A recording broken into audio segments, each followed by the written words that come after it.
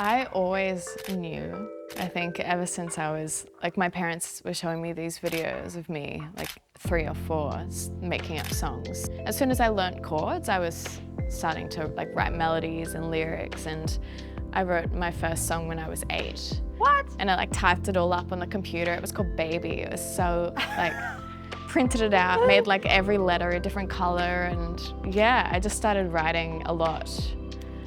Really early on, and because I grew up in Bangalore, it was a very creative, or Byron, very creative community, and there was a local duo, 2 female singers that were doing like a songwriting workshop for kids in the holidays, and so I went along to that and had a ball, and then they ended up approaching my mum afterwards and like, we see potential here, we'd love to take her on for like a mentoring capacity. Yeah. So from then on, I was going to them every week with my little songs and my little book and like, guys, look what I wrote. And they were a huge reason that I'm still here, I think. They like managed to just like listen and nurture and teach me what it means to be a songwriter. And then yeah, the whole Yorke thing kicked off in 2018. 2020 was the hard year for you? Is that the... 2021. Okay. Yeah. Do you want to talk about it? Yeah, I can. I moved to Melbourne. And yeah, within maybe a couple months, we went into lockdown. And I was meant to go home for my birthday and I couldn't. And then my dog died like a couple weeks later. And yeah, that was awful and I couldn't be there. I think just having like everything that I knew like taken away from me, I was like, this is, I don't even know. It was like, I was just so out of place. I felt in Melbourne. I wasn't settled. I was craving stability and I didn't have that. And hadn't had that for so long that I was just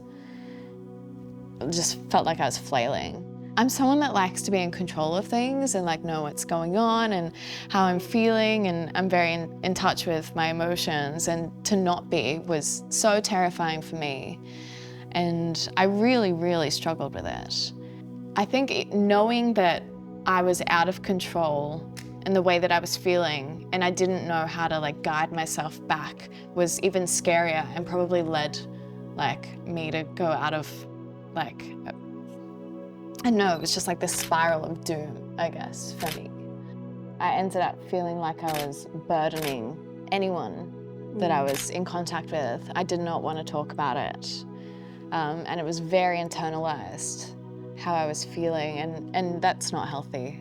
And I know that now, retrospectively, but at the time I was like, no, like I don't want to tell, like my mom, I don't want to tell her that I'm struggling. You're trying to protect her. Yeah. Yeah. Exactly. Because I just knew how sad that she would be if she knew that I was struggling so much.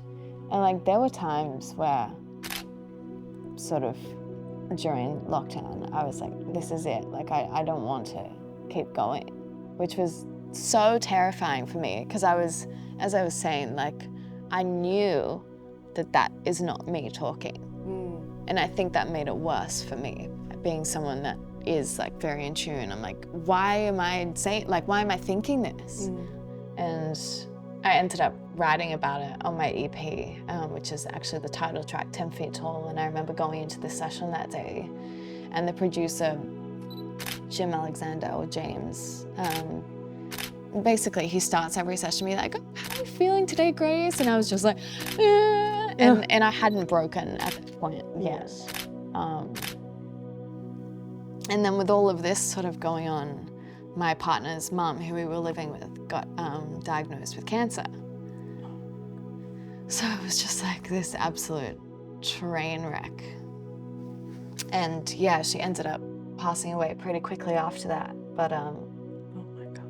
yeah, it was just like this absolute, just like everything happening at once. Yeah. I kind of have always been not scared of going to see a therapist, but like I think I grew up with this stigma that like that means weakness. And then I moved to Melbourne and everyone's like, so who's your therapist? everyone's like, here's some recommendations, like, oh, this guy's great, but like, try this guy, or like, I'll get you on the wait list here, don't you worry. And I'm like, wow. Yeah. Thanks. Thank you. That's great though. Yeah, and I think being in Melbourne and being around that energy has made me feel a lot better about wanting to talk about things. But yeah, I think being able to be honest with yourself and just sort of like realize that you do have stuff to deal with is probably another step. For Like me, an it awareness definitely thing. was, yeah. Yeah. And talking to like your friends and family about it as well, Yeah. I think. Because obviously like my song 10 Feet Tall was about me feeling like I was a burden to people Yeah. and like I couldn't talk about it. And then I got over that hurdle and I realized, no, like if you're gonna heal and be able to encourage other people to talk about it, you need to make that step. Especially during lockdown and everything. A lot of musicians or artists hadn't stopped for a really long time. They hadn't come to terms with a lot of things. They had just been in this like chaos world and then was forced to stop and everyone's world sort of shattered. And I know so many artists who struggled with their mental health over that period. And Support Act